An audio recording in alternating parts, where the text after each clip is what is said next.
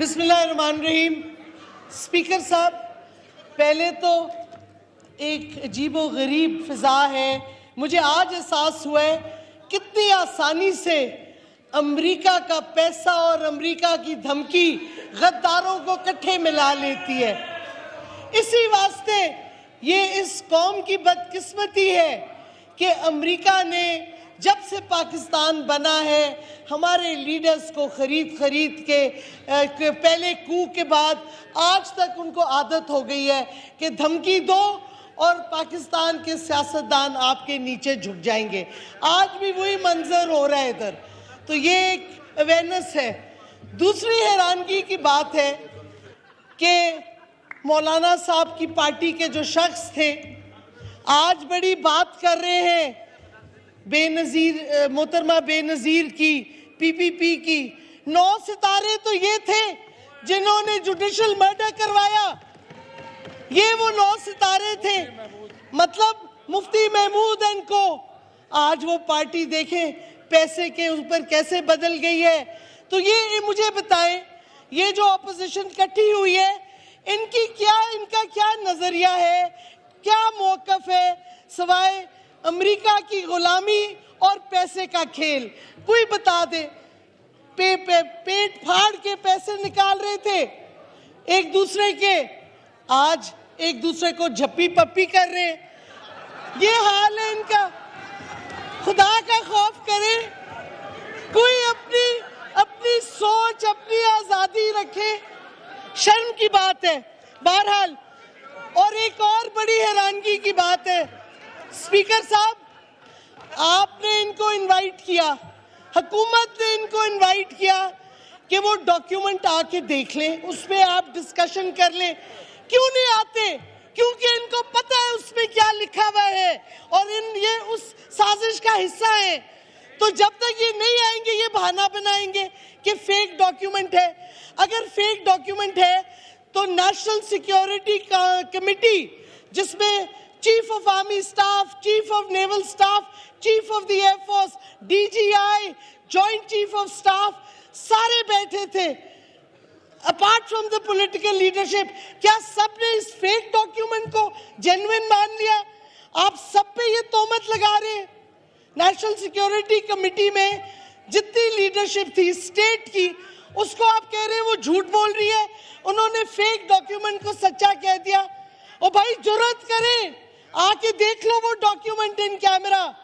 लेकिन मुझे पता है आप क्यों नहीं आते, क्योंकि आप उस साजिश का हिस्सा हैं जिसमें क्लियरली लिखा हुआ है कि इमरान खान को हटाओ और नो कॉन्फिडेंस वोट को जिताओ तो all will be forgiven. What will be forgiven? कौन सा जुल्म पाकिस्तान ने किया है? आजाद ख्याल दिखाए, we will forgive you. Who the hell is America to forgive us? And for what crime?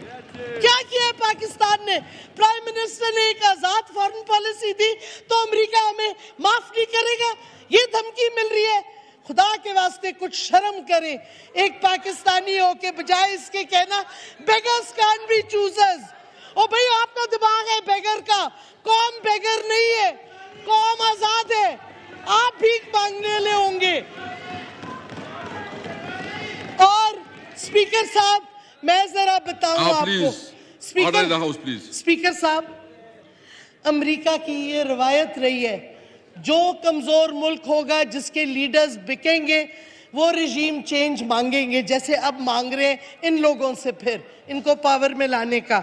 मैं ज्यादा नहीं कहना चाहती, लेकिन ये अमेरिका का पुराना तरीका है। 1953 में ईरान में कू किया, मुसद्दक जो डेमोक्रेटिकली इलेक्टेड लीडर था उसको हटाया गया।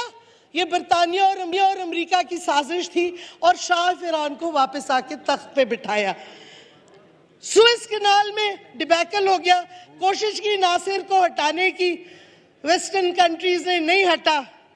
फिर इजराइल ने लेबनान पे हमला किया, फिर अमेरिका और यूरोप ने जो हशर किया है नेशनलिस्ट मुस्लिम ममालिक का, इराक ले लें, लिबिया ले लें, क्या कहते सीरिया ले लें, हशर देखें क्या किया है। ये कोई नई चीज नहीं है। और ये तो और छोड़े, 100 साल 1898 से 1994 अमेरिका ने लैटिन अमेरिका में 41 टाइम्स रिजीम चेंज करवाया है, हुकूमतें हटाई हैं, जमहूरी लीडर्स को, स्पीकर साहब, जमहूरी लीडर्स को या कत्ल कराया है या हटवाया है और डिक्टेटरशिप लाए हैं। ये अमेरिका का पुराना तरीकाकार है रिजीम चेंज का। अभी पिछले दिनों में बाइडेन ने तुर्की को धमकी दी, बाइडेन ने जाके एक तीसरे मुल्क में, पोलैंड में कहा कि पुतिन को हटाओ, रूस में रिजीम चेंज लाओ। ये अमेरिका का तरीका है। तो जो धमकी हमें भी दी गई है ये इसी मैसेज का है, ये कोई नई चीज नहीं है। और फिर अमेरिका कहते हैं हमने ऐसी कोई धमकी नहीं दी। मेरी बात सुने, एक मुल्क जो यूनाइटेड नेशन में जाके झूठ बोलता है पूरी दुनिया से, Iraq weapons of mass destruction पे, कि इराक के पास वो हथियार हैं जो निकले नहीं, और फिर बाद में तस्लीम किया गया कि अमेरिका ने झूठ बोला है। ऐसे मुल्क का कहना कि हमने नहीं कुछ किया, कौन मानने के लिए तैयार है? पाकिस्तानी कौम नहीं मान सकती। रिजीम चेंज अमेरिका की फॉरेन पॉलिसी का हिस्सा है और हमारे रूलर्स उनके साथ मुलव्वस होते रहे हैं। अब मैं उसी पे आती हूँ। एक हमारे लीडर ने अभी रिसेंटली एक कॉन्फ्रेंस में कहा हमारे बड़े, and I quote, deep seated relations with the US. तो मैं आपको, कौम को और आपको, असेंबली को बताना चाहती हूँ, क्या ये डीप सीटेड रिलेशंस हमारे थे अमेरिका के साथ? पहली चीज थी, अमेरिका ने, हमारे लीडर्स घसीटे गए सेंटों और सीटों में, मिलिट्री पैक्स अमेरिका के, जबकि अमेरिका ने आपको वाज़ेह तौर पे स्टेटमेंट दी कि हम आपकी इमदाद नहीं करेंगे अगर आपके जंग हुई हिंदुस्तान से। उसके बावजूद हमें फंसा लिया अमेरिकनों ने। हमारे लीडर्स डॉलर्स के पीछे झुक गए अमेरिका के सामने, और क्या नतीजा हुआ? 1960 में अमेरिका का स्पाई प्लेन U2 उड़ा था, बड़ा बेर बेस, आप जानते होंगे। तो कौमी असम्बली का इजलास जारी है, शीरी मजारी इजहार ख्याल कर रही हैं। यहाँ पर अहम खबर सामने आई है, वज़ीर आज़म इमरान खान ने काबीना का हंगामी इजलास तलब कर लिया है। विफाकी काबीना का इजलास आज रात 9 बजे होगा और कहा जा रहा है कि अहम फैसले मुतवक्के हैं। विफाकी काबीना का इजलास वज़ीर आज़म हाउस में होने जा रहा है और इस इजलास में मुल्क की सियासी सूरत हाल का जायजा भी लिया जाएगा। वो एक तरफा थी, आप झुकते जाते थे, वो आप पे दबाव डालते जाते थे और ऊपर की लीडरशिप को पैसे बांटते जाते थे। ये आपकी deep seated relations with the US है। फिर आप देखें क्या किया। और अगर मैं आपको सबको सजेस्ट करती हूँ, आप जुल्फ़िकार अली भुट्टो की किताब पढ़ें, द मिथ ऑफ इंडिपेंडेंस। उसने कहा, पूरी हिस्ट्री दी हुई है पाकिस्तान की गुलामी अमेरिका के सामने, आप वो जरूर पढ़ें। उसमें अब आप देखें 1965 का पाकिस्तान इंडिया की वॉर, हम अमेरिका के हिमायती सेंटों सीटों में, हमें अमेरिका ने हथियार बेचे। 65 की जंग में हमारे स्पेयर पार्ट्स रोक दिए ताकि हम इंडिया के साथ जंग ना लड़ सकें ज़्यादा देर। ये आपकी दोस्ती, डीप सीटेड रिलेशनशिप जो हमें बताई जाती है, वो है। फिर हमने चाइना की रिलेशनशिप डेवलप की अमेरिका और चाइना के दरमियान निक्सन के ज़माने में। उधर से आपको क्या मिला? कख नहीं मिला। 1974 में जब हिंदुस्तान ने पहला न्यूक्लियर टेस्ट किया, उस पर गुस्सा हिंदुस्तान पे नहीं, हम पे उतारा गया। सैंक्शंस अमेरिका ने उस वक्त हमें लगाए, बॉम्ब किसी और ने फाड़ा, मसारा हम पे गिरा, जो गुस्सा था अमेरिका का। ये सोचने वाली बात है और अभी तक हम उनके हिमायती थे। ये हाल है एलाइज के साथ, डीप सीटेड यूएस रिलेशनशिप जो हमें कहा जा रहा है आजकल, ये हाल है उसका। फिर आप देखें 70s में क्या हुआ, suspension, sanctions, Glenn Symington Glenn amendment आई 1976 में, जिसमें उन्होंने कहा कि अगर पाकिस्तान न्यूक्लियर बम बना रहा है हम सैंक्शंस लगाएंगे, और उन्हें लगा दिए। फिर क्या हुआ, जब सोवियट्स को हटाना था, अमेरिका ने कुछ दोस्ती कर ली, कुछ पैसे आपको दे दिए, आपने अपना पूरा मुल्क तबाह कर दिया। मुजाहिदीन की और अमेरिका की जंग लड़के अफगानिस्तान में, ड्रग कल्चर, कलिश्निकोव कल्चर और मिलियंस ऑफ रेफ्यूजीज आए आपके मुल्क में। उधर तो जिनीवा अकॉर्ड हो गया, आपको भूल गए, आपके रेफ्यूजीज को भूल गए, अमेरिका छोड़ के चला गया। ये आपकी डीप सीटेड रिलेशनशिप है अमेरिका के साथ, सोचने वाली बात है। मैं तो सवाल उठाती हूँ, ये किस तरह से आपके कई लीडर्स कह रहे हैं we have a deep seated relationship with the US. किधर है ये डीप? अच्छा, फिर सबसे इंटरेस्टिंग, हमने उनको पैसे दिए, मुफ्त नहीं ले रहे थे। F-16 जहाज उन्होंने इनकार कर दिया, पैसे भी हमारे रख दिए, और 1989 में बुश सीनियर ने सर्टिफाई नहीं किया पाकिस्तान का, और उन्होंने कहा कि हम आपको ये जहाज नहीं देंगे। $324.6 मिलियन हमने उन्हें दिए थे। अमेरिका ने क्या कहा, हम आपके ये पैसे वापस करते हैं, लेकिन हम पैसे नहीं देंगे, वीट और सोयाबीन आपको दे दी। $324.6 मिलियन की वीट और सोयाबीन आपको दे दी, ना जहाज मिले ना आपके पैसे वापस मिले। ये आपकी deep seated relationship with the US है। अब आप देखें 2002 में मिलिट्री सैंक्शंस हट गई हिंदुस्तान पे, न्यूक्लियर की जो लगी थी, हम पे से नहीं हटी। हमें उन्होंने कहा, आप अभी कहते हैं ह्यूमन ट्रैफिकिंग, कभी कोई बहाना, सैंक्शंस नहीं हटाई। फिर वॉर ऑन टेरर आ जाता है। वॉर ऑन टेरर पे जो हमारी जंग नहीं थी, प्राइम मिनिस्टर सही कहता है, अमेरिका की जंग थी। और जब मुशर्रफ गया, उसके बाद 2 हुकूमतें जो आई आपकी सिविलियन, 400 ड्रोन हमले हुए। स्पीकर साहब, 400 ड्रोन हमले हुए पीपीपी और नून की हुकूमतों के दौरान। हमारे पूरा फाटा का इलाका तबाह हुआ, हमारे इनोसेंट शहरियों को ट्राइबल एरिया में मारा गया, जनाजों पे ड्रोन अटैक हुए, शादियों पे ड्रोन अटैक हुए, मदरसों पे ड्रोन अटैक हुए। सिवाय इमरान खान के कोई और लीडर इधर से खड़ा हुआ जिसने उसको अपोज किया? किसी ने नहीं। बल्कि अगर आप अमेरिकन रेवले पढ़ें, जो अब इंफॉर्मेशन आ रही है, जरदारी ने कहा कि मुझे कोई फर्क नहीं पड़ता अगर हमारे सिविलियन मरते हैं ड्रोन अटैक में, आप करते जाएं ड्रोन अटैक।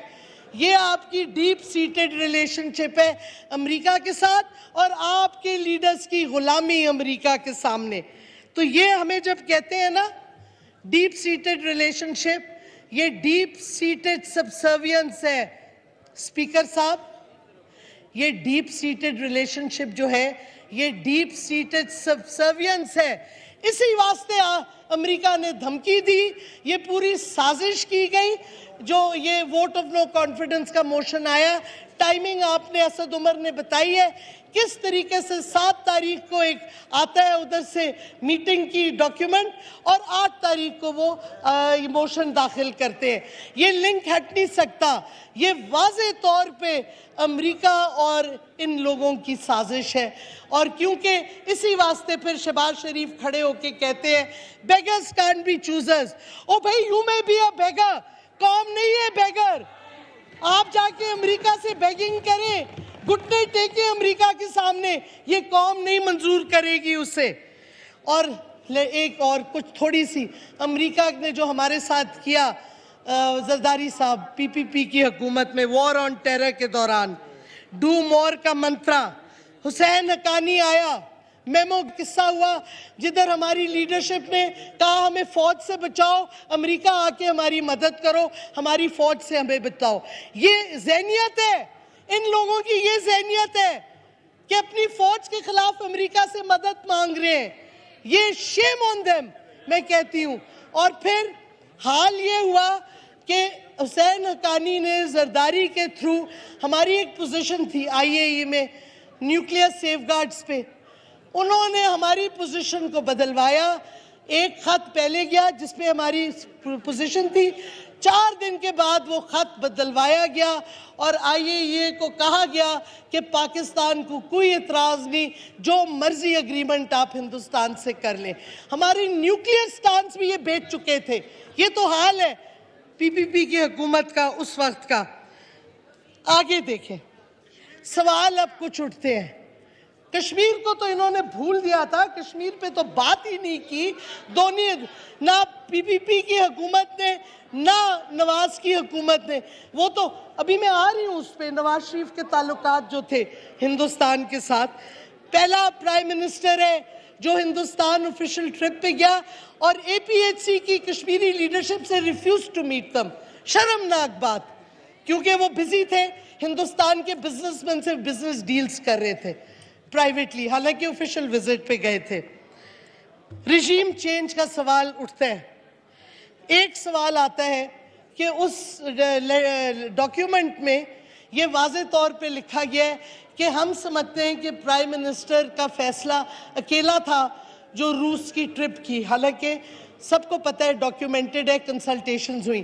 तो सवाल उठता है, किसने ये इंप्रेशन दिया अमेरिका को कि प्राइम मिनिस्टर का visit was a sole decision of the Prime Minister, not of the leadership and the state of Pakistan? किसने ये खबर दी? मुझे तो एग्जैक्टली नहीं पता। मुझे ये पता है नवाज शरीफ हुसैन हक्कानी के बहुत से ताल्लुकात हुए, American charge D affairs different शहरों में जो हैं वो हमारी ऑपोजिशन लीडरशिप से बहुत दफ़ा मिले, हमारे डिसिडेंट से भी मिले। क्यों मिल रहे हैं डिसिडेंट से? ख़ास तौर पे जब ये नो कॉन्फिडेंस का मोशन आ रहा है, सवाल उठता है क्या वजह थी। दूसरा सवाल जो उठता है, और ये बहुत इम्पोर्टेंट है, कि उसमें लिखा इम्प्रेशन ये है, एग्जैक्ट वर्ड्स में कोट नहीं कर सकती, कि हम अगर ये vote of no confidence successful होता है हम पाकिस्तान को फॉरगिव करेंगे। ये नहीं कहा कि हुकूमत आएगी नहीं, हम देखेंगे उनकी पॉलिसी क्या है। उन्होंने कहा बस इमरान खान को हटा दो, जो भी आएगा वोट ऑफ नो कॉन्फिडेंस में, और उनको पता था कौन आएगा, हमारे यही बेगर्स कांट बी चूजर्स जो इधर बैठे हुए हैं, तो उन्होंने कहा हम आपको फॉरगिव कर देंगे। तो मेरा सवाल है, क्या क्या कमिटमेंट्स, वो जो उधर बैठा हुआ है प्लेटलेट जिसके अब ठीक हो गए, या जो इधर बैठे, क्या क्या अश्योरेंसेस इन्होंने दी अमेरिका को, कि अमेरिका ने कह दिया कि वोट ऑफ नो कॉन्फिडेंस सही हो जाए तो हम सब माफ कर देंगे। अव्वल तो माफ़ी के तो मैं पहले बोल चुकी हूँ, क्या किस चीज़ की माफ़ी, लेकिन ये अश्योरेंस क्या क्या है बेच के आए हैं मुल्क का, जो कि उन्होंने कहा बस सक्सीड हो जाए हम आपको माफ़ कर देंगे। सो इस वास्ते प्लीज़ ये सवाल बहुत इम्पोर्टेंट है।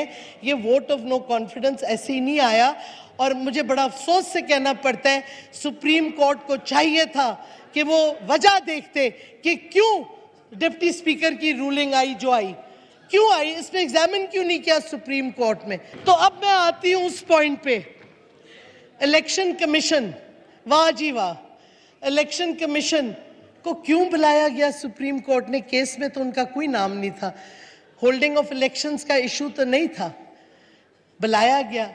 अब देखें ना, कनेक्ट द डॉट्स, साजिशें ऐसी नहीं होती, हर कनेक्शन ऑफ डॉट्स होती है। उधर इलेक्शन कमीशन कहता है हमें तो 7 महीने चाहिए। ओ भाई, आपकी कॉन्स्टिट्यूशन ड्यूटी है कि 3 महीने में इलेक्शन करो, आप कैसे 7 महीने ले सकते हो? अगर आप काम नहीं कर सकते इस्तीफा दे chief election commissioner. Chief election commissioner का काम है इलेक्शन कराए 3 महीने में। उसको किसने ये इजाजत दी? किस रूल के तहत उसने ये सुप्रीम कोर्ट पे स्टेटमेंट दी कि हमें 7 महीने चाहिए? ये साजिश का हिस्सा नहीं स्पीकर साहब लग रहा? मुझे तो लग रहा है ये वही साजिश है। हमने इलेक्शन नहीं कराने, ऑपोजिशन ने नहीं कराने, क्योंकि इन्होंने सारे जो हमने इलेक्टरल रिफॉर्म्स किए वो हटाना चाहते हैं। साफ और शफाफ इलेक्शन जो EVM से होंगे वो नहीं कराना चाहते। कैसे वो करेंगे? जेरी मैंडरिंग और वोट थैलियाँ कैसे गायब होंगी, वोट्स कैसे गायब होंगे अगर EVM इस्तेमाल हो गई? ओवरसीज पाकिस्तानीज का इनको पता है सपोर्ट किधर है, वो उनका वोट ख़त्म करना चाहते हैं। नैब करीब आती जा रही है, मसूद चपरासी के पैसों के बारे में केस आने वाला है, ये नैब को ख़त्म करना चाहते हैं। अपनी लूटी हुई दौलत को बचाना चाहते हैं, जो कि अब टाइम आ गया है। तो मैं कौम से 2 सवाल करती हूँ, फिर ख़त्म करूँगी। पहला ये है, मैं नहीं कह रही कौन गद्दार है, कौम फैसला करे। कौन सा सदर था जिसने मुंबई के बाद इंडिया को कहा कि मैं ISI चीफ को हिंदुस्तान भेजने के लिए तैयार हूं? क्या ये गद्दारी नहीं है? किसने ये कहा था? किसने अपनी हुकूमत के दौरान खुलेआम छुट्टी CIA और ब्लैक वाटर या डायनाकॉर को वीजे दिए? फॉरेन ऑफिस पिटता रह गया कि वीजास को करेक्टली देखो, उनकी वीजास को स्क्रूटनी करो। हुसैन हक्कानी जरदारी ने मिलके पूरा मुल्क CIA और ब्लैक वाटर को बेच दिया। कौन? ये गद्दारी नहीं है? Thank you ji, thank you. National security advisor Hindustan का अजीत डोवल, उसको वीजा बगैर आप पाकिस्तान बुलाते हैं, अपनी शादियों में, पार्टीज में एंटरटेन करते हैं, और उस वक्त आपकी जंग चल रही है, कश्मीर में जुल्म और तशद्दुद हो रहा है, और आप अजीत डोवल को एंटरटेन कर रहे हैं, मरी तक ले जा रहे हैं, अपने घर पे बुला रहे हैं। वो अपने ऑफिशियल्स के साथ आया, आपने एक ऑफिशियल नहीं बिठाया अपने साथ मीटिंग में भी। यानी कि ये कोई प्राइवेट गिव एंड टेक हो रही थी between the then prime minister and the Indian NSA। सोचने वाली बात है। फिर मेरा सवाल आता है, कौन डिसाइड करे कौन गद्दार है, कौन अमेरिका को बिका हुआ है, हिंदुस्तान को बिका हुआ है? ये हरकतें हुई हैं हमारे लोगों के साथ, और इतनी शर्मिंदगी की बात है जब वॉर ऑन टेरर हो रही थी, जो कि हमारी जंग नहीं थी, उसमें हमारे फौज को जो मिलिट्री इक्विपमेंट मिला, हम बेइज्जत हुए हैं उसमें भी। हर 6 महीने बाद अमेरिकन ऑडिटर्स भेजते थे कि जी चेक करो किसी पाकिस्तानी ने नाइट विजन गॉगल से चोरी नहीं कर ली। एक एक गॉगल की गिनती होती थी। ये आपकी अमेरिका की दोस्ती है? ये आपकी अमेरिका के साथ डीप सीटेड रिलेशनशिप है? माजरत के साथ, जिन्होंने भी ये फ्रेज यूज किया कुछ हफ्ते पहले कि we have a deep seated relationship with the US, मैंने आपको फैक्ट्स सामने रखे हैं। We have no deep seated relationship, we have a deep seated subservience with the United States of America. इसी वास्ते ये डॉक्यूमेंट आया, इसी वास्ते हमें धमकी दी गई कि एक इंडिपेंडेंट माइंडेड जो प्राइम मिनिस्टर है इमरान खान, उसको हटाओ, रिजीम चेंज करो, and all will be forgiven. We will be forgiven for being independent. We will be forgiven because we have spoken on Islamophobia, because our Prime Minister has taken this position. We will be forgiven because now the new leadership will neither talk of Islamophobia nor will it talk about an independent relationship. सबसे पहले ये घुटने America के सामने टेकेंगे, क्योंकि ये इनकी commitment है अमेरिका के साथ फॉर regime change. ये regime change। Thank you madam. Wind up कर, प्लीज वाइंड अप कर। माइक तो खोल दे। वाइंड अप कर ले। माइक तो खोल दे बस। स्पीकर साहब, ये साजिश है, पूरी कौम को पता है। मैंने कौम के सामने पूरे फैक्ट्स दिए हैं, मैं कोई जज्बाती नहीं कर रही, मैं फैक्ट्स दे रही हूँ, कौम से पूछ रही हूँ। ये आपके सामने हकाइक है अमेरिका के और पाकिस्तान की रिलेशनशिप, जो बिकाऊ काम हुआ है पिछले सालों में, पिछली हुकूमतों में, जो अमेरिका के सामने घुटने टेके गए हैं। आप बताएं कौन गद्दार है, कौन खिलाफ है खुद मुख्तारी के, कौन खिलाफ है आज़ादी के, पाकिस्तान की आज़ादी के? कौन कह रहे हैं beggars can't be choosers, so we must beg before the US? हम नहीं कह रहे, ना हमारी कौम चाहती है बेगर्स कांट बी चूजर्स। वो बेगर्स बैठे हुए हैं, वो बेग सारी उम्र करते रहेंगे अपनी हुकूमत को बचाने के लिए। लेकिन अगर कोई समझता है ये साजिश नहीं है, मेरा ख्याल में नमाज का वक्त हुआ चाहता है, मैं नमाज के लिए ब्रेक देता हूँ। अहम तरीन खबरें अब एक क्लिक की दूरी पर, आपके पसंदीदा टॉक शोज हों या अहम मुल्की या गैर मुल्की शख्सियात की न्यूज कॉन्फ्रेंसेस, हर लम्हा बाखबर रहने के लिए सब्सक्राइब करें हमारा YouTube चैनल। मौसम की सूरत हाल हो या खेल के मैदान से खबरें, अपने मोबाइल फोन से मुल्की और बैनुल अक़वामी अहम खबरों तक रसाई के लिए डाउनलोड कीजिए मोबाइल ऐप। बावसूख ज़राए से मुसद्दिका खबरों, तज्ज़ियों और तबसरों से मुस्तफ़ीद होने के लिए विजिट कीजिए पाकिस्तान की सबसे बड़ी न्यूज वेबसाइट www.arYnews.tv। इन सब के अलावा पाकिस्तान का सबसे बड़ा फेसबुक पेज हो, सबसे बड़ा न्यूज इंस्टाग्राम अकाउंट या फिर ट्विटर, ARY न्यूज पहुंचा रहा है खबरें सबसे पहले आप तक, ताकि आप रहें हर लम्हा बाखबर।